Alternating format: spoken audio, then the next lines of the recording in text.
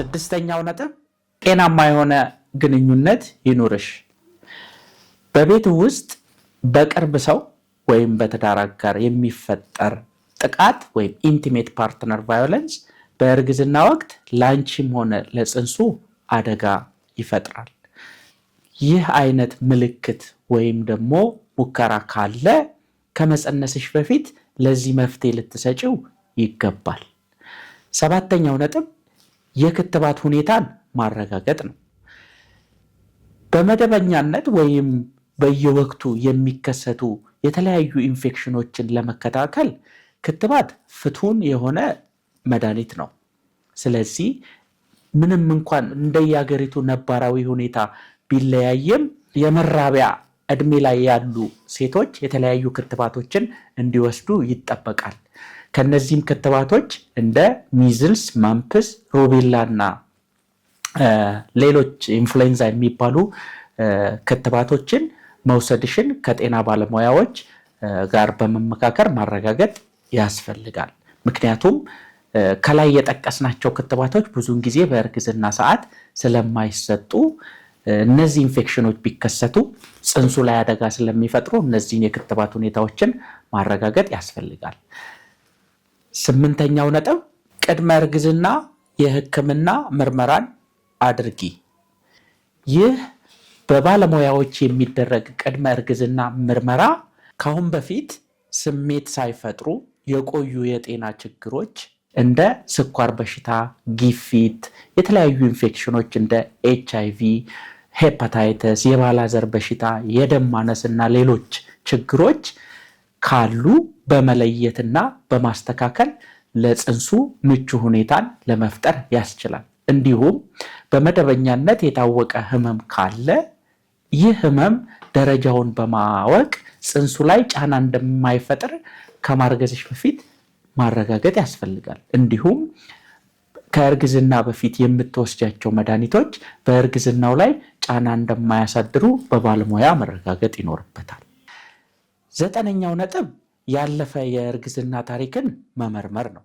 አንዳንድ የባለፈው የእርግዝና ጊዜ ላይ የተፈጠሩ የጤና ችግሮች እንደ ተደጋጋሚ ጊዜ ጽንስ መጨናገፍ፣ ከእርግዝና ጋር ተያይዞ የሚመጣ የስኳር በሽታ፣ የግፊት በሽታ፣ እነዚህን ሁኔታዎች ከሐኪም ጋር በመመካከር ቀድሞ መፍትሄ መፈለግ እጅግ አስፈላጊ ነው። አስረኛውና የመጨረሻው ነጥብ ፎሊክ አሲድ ወይም ፎሊክ አሲድ ያላቸው መልቲቫይታሚኖችን መውሰድ ነው። ፎሊክ አሲድ ሰው ሰራሽ ቫይታሚን B9 በመባል ይታወቃል። ይህ ቫይታሚንም ሰውነታችን አዳዲስ ሴሎችን እንዲሰራ፣ ቀይ የደም ሴልን እንዲያዘጋጅና DNA ወይም ዘረመል የሚባለውን ሴል ለመስራት እጅግ በጣም ወሳኝ ነው። እንዲሁም በእርግዝና ወቅት ከአእምሮና ከህብለ ሰረሰር አጥንት ጋር ተያይዞ የሚፈጠር የአፈጣጠር ችግር ኒውራል ቲዩብ ዲፌክት የሚባልን ለመቀነስ እጅግ ወሳኝ የሆነ ንጥረ ነገር ነው።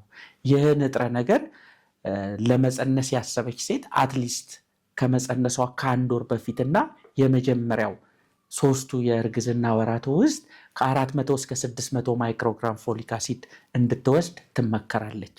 እንዲሁም አንዳንድ እናቶች ለዚህ ለኒውራል ቲዩብ ዲፌክት ለሚባለው አፈጣጠር ችግር ተጋላጭነታቸው ከፍ ያለ ከሆነ ለምሳሌ ስኳር በሽታ ያለባቸው እናቶች፣ የሚጥል በሽታ ያለባቸው እናቶች እና ካሁን በፊት እንደዚህ አይነት ጽንስ የወለዱ ከሆኑ ይህን ንጥረ ነገር በ10 እጥፍ በመጨመር 4 ሚሊግራም ከመጸነሳቸው አትሊስት ከአንድ ወር በፊትና ለመጀመሪያው 3 የእርግዝና ወራት ቢወስዱ ይህ የአፈጣጠር ችግር ደግሞ እንዳይከሰት በ70% እና ከዛ በላይ የመቀነስ እድልን ይሰጣል ማለት ነው።